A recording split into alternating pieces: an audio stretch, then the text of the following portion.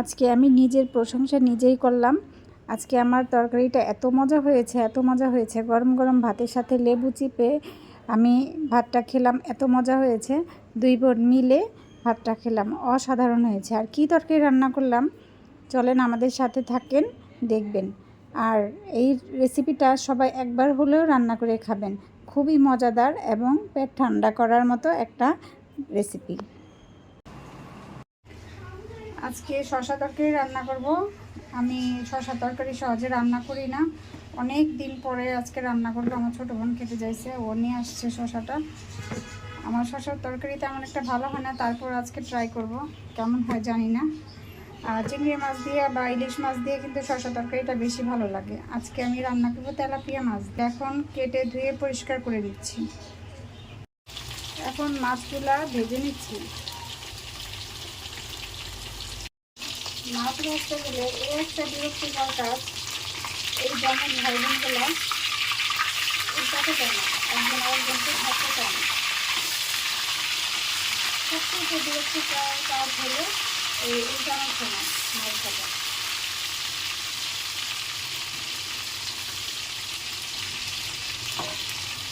মানে উল্টাতে গেলে একজন আরেকজনকে ছাড়তেই চায় না, ধরে রাখে, আঁকড়ে ধরে রাখে।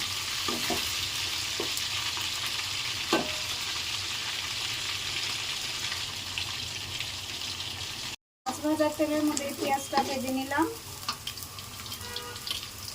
আর এখানে হলুদ, মরিচ, জিরা, আদা রসুন বাটা একসঙ্গে দিয়ে গুলিয়ে রাখছি।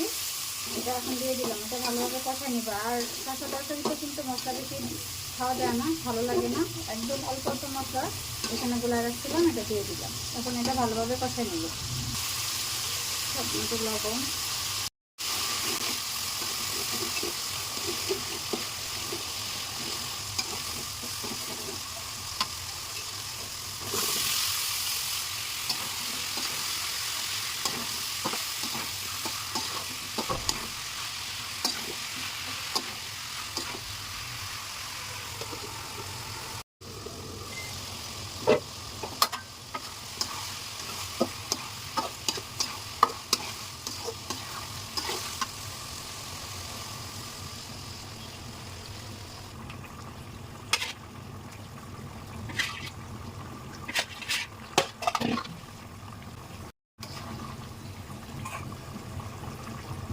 মাছ ভাজা বাচ্চারা খেলো, আর কিছু মাছ দিয়ে তরকারি রান্না করলাম। মাছ ভাজা করলেই ওরা আবার ভাজা মাছটা খেতে খুব পছন্দ করে, ওদের জন্য আবার কিছু ভাজা মাছ রেখে দিতে হয়।